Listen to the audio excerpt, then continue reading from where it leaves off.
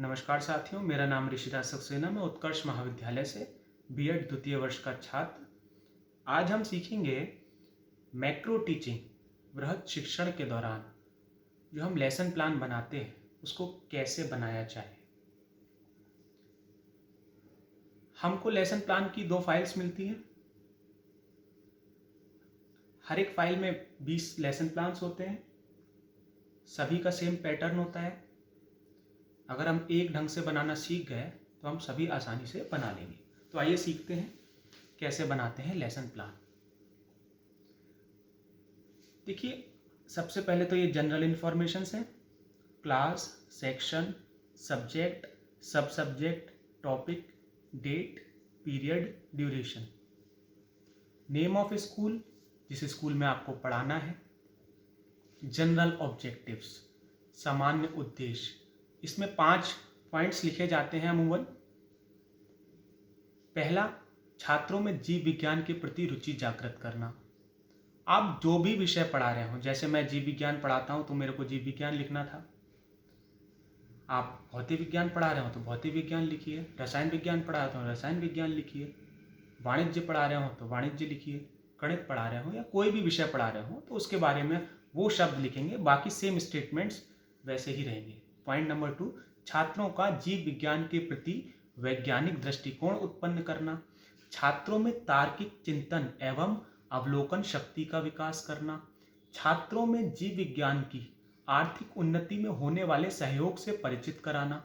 छात्रों को दैनिक जीवन में जीव विज्ञान के महत्व से अवगत कराना। अब आता है स्पेसिफिक ऑब्जेक्टिव्स और एम्स, विशिष्ट उद्देश्य। जो आप टॉपिक पढ़ा रहे हैं ये उससे संबंधित इसमें लिखा जाएगा। 3 पॉइंट्स लिखे जाते हैं। छात्र में, जैसे मैं रुधिर पढ़ा रहा हूँ, रुधिर वर्ग मेनली पढ़ा रहा हूँ, तो मैं लिखूंगा छात्र रुधिर वर्ग का प्रत्यय स्मरण कर सकेंगे। आप कोई एक्स टॉपिक पढ़ा रहे हैं मान लिया, तो छात्र एक्स टॉपिक का प्रत्यय स्मरण कर सकेंगे। छात्र रुधिर वर्ग को परिभाषित कर सकेंगे, यही शब्द आएंगे। इसमें जरा सा भी आप कोई भी विषय पढ़ाएं, शब्दों में परिवर्तन नहीं होगा। और पॉइंट लास्ट, छात्र रुधिर वर्ग के प्रश्नों को हल कर सकेंगे। अब पूर्व ज्ञान, प्रीवियस नॉलेज। छात्र रुधिर वर्ग के बारे में सामान्य जानकारी रखते होंगे।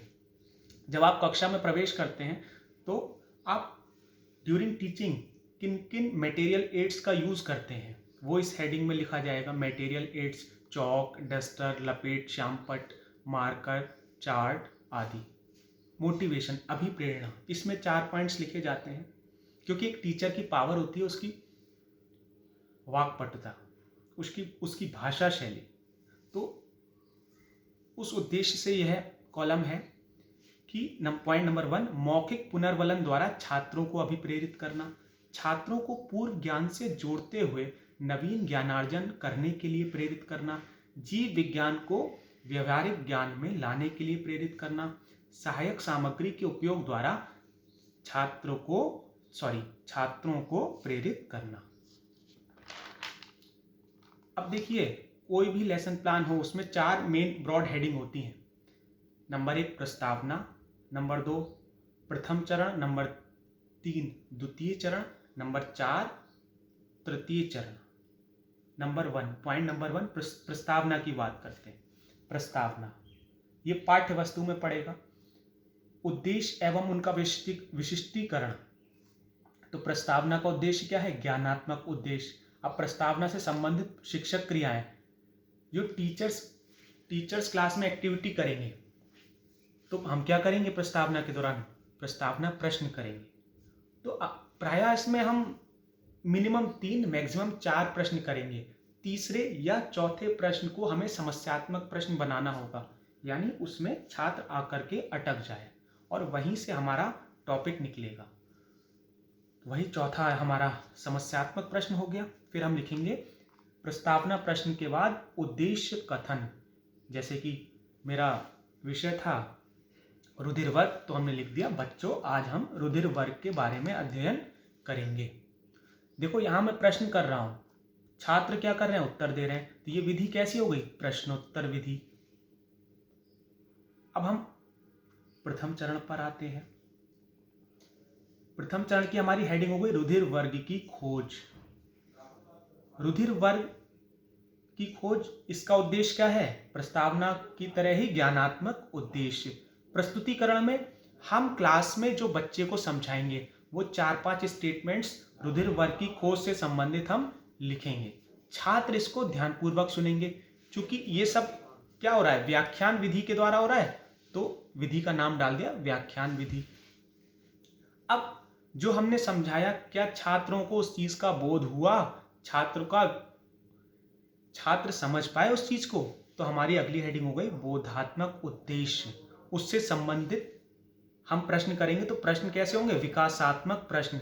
यहां पर भी हमें मिनिमम 3 मैक्सिमम 4 प्रश्न करने हैं। प्रश्न करेंगे, छात्र उत्तर देंगे। तो ये विधि कैसी होगी? प्रश्नोत्तर विधि। लेकिन हाँ, अब आपको एक बात याद रखनी है, प्रस्तावना की तरह ही आखिरी प्रश्न कैसा होगा? समस्यात्मक प्रश्न। और ये जो समस्यात्मक प्रश्न होगा वो द्वितीय चरण की हेडिंग बनेगा। उदाहरण के लिए यहाँ मेरा क्या था? रुधिर के कितने भाग होते हैं, यानी हम रुधिर की संरचना की तरफ बढ़ रहे हैं। छात्र नहीं बता पाएगा, तो हमारी अगली द्वितीय चरण की हेडिंग होगी रुधिर की संरचना। फिर वही ज्ञानात्मक उद्देश्य, प्रस्तुतिकरण जो हम बोलेंगे। क्या होगा? छात्र ध्यानपूर्वक सुनेंगे, है ना। हम चार्ट वगैरह के माध्यम से भी दिखा सकते हैं, प्रदर्शन करके, मॉडल वगैरह। तो ये हमारा प्रदर्शन विधि हो गई। ज्ञानात्मक उद्देश्य जो हमने पढ़ाया, फिर हम उससे संबंधित प्रश्न करेंगे ना, तो हमारा उद्देश्य बोधात्मक प्रश्न, तो हमारा उद्देश्य बोधात्मक उद्देश्य। बोधात्मक उद्देश्य होगा। प्रश्न हमारे हमेशा कैसे होंगे? विकासात्मक प्रश्न। विकासात्मक प्रश्न। और यहां पर हमने क्या लिख दिया? उसके छात्र इसके क्या देंगे? उत्तर देंगे। यह मैंने लिखा नहीं है, आप लिखिएगा प्रश्नोत्तर विधि। यहाँ ये प्रश्न है, ये उसके उत्तर छात्र दे रहे हैं। छात्र, अध्यापक क्या कर रहा है? प्रश्न कर रहा है, छात्र उसके उत्तर दे रहे हैं। तो ये कैसी विधि हो गई? प्रश्नोत्तर विधि। वो यहाँ हम लिख देंगे, जो कि मैंने लिखा नहीं। आखिरी और तृतीय चरण, यहाँ पर भी देखिए, प्रथम प्रस्तावना में भी समस्यात्मक प्रश्न बनेगा, प्रथम चरण में भी आखिरी समस्यात्मक प्रश्न बनेगा, द्वितीय चरण में भी आखिरी प्रश्न समस्यात्मक प्रश्न बनेगा। ठीक है, ये समस्यात्मक प्रश्न तीसरे चरण की, तृतीय चरण की भूमिका बन जाएगा, हेडिंग बन जाएगा। हेडिंग बन गया। जैसे कि रुधिर वर्ग कितने प्रकार का होता है, तो हमारा अगली हेडिंग क्या हो गई? उसी से रिलेटेड हमारी अगली हेडिंग हो गई उद्देश्य, ज्ञानात्मक उद्देश्य। वही हम प्रस्तुतिकरण देंगे, एक्सप्लेन करेंगे, 4-5 स्टेटमेंट्स बोलेंगे, बच्चे ध्यानपूर्वक सुनेंगे। मैंने यहाँ लिखा नहीं है व्याख्यान विधि, यहाँ पे व्याख्यान विधि लिखी जाएगी। अब फिर वही जो हमने पढ़ाया, हमारा उद्देश्य क्या है कि बच्चों को बोध हुआ, तो हमारा उद्देश्य क्या होगा? बोधात्मक उद्देश्य। उससे संबंधित हम क्या करेंगे? विकासात्मक प्रश्न। मिनिमम 3 मैक्सिमम 4 कर सकते हैं। लेकिन हाँ, आखिरी चरण में समस्यात्मक प्रश्न नहीं बनेगा। प्रश्न कर रहे हैं, उत्तर मिल गया, प्रश्नोत्तर विधि। बस इतना सरल होता है ये लेसन प्लान बनाना। आखिरी पेज पे आते हैं हम। श्यामपट्ट सार। श्यामपट्ट सार में हम वो सभी चीज़ें लिखते हैं जो हमने ओवरऑल क्लास में पढ़ाई होती है, उसको हमने श्यामपट्ट के माध्यम से दिखा दिया। अब आपने पूरी कक्षा के दौरान जितना भी पढ़ाया, उससे बीच बीच में आपने जो पढ़ाया छात्रों को कितना याद रहा, उससे संबंधित हम पुनरावृत्ति प्रश्न कर देंगे। इसमें भी मिनिमम 3 मैक्सिमम 4 कर सकते हैं। फिर हम छात्रों को होमवर्क दे देंगे। और एक आखिरी हेडिंग आती है मूल्यांकन प्रश्न। मूल्यांकन प्रश्न में हम थोड़ा ऐसे प्रश्न करते हैं जो सीधे सीधे ना हो, इनडायरेक्टली क्वेश्चन हो कि छात्रों की तार्किक क्षमता विकसित हुई कि नहीं। बस इस प्रकार हमारा लेसन प्लान कंप्लीट हो जाता है। आशा है आपको ये मेरा छोटा सा प्रयास अच्छा लगा होगा। बहुत बहुत धन्यवाद।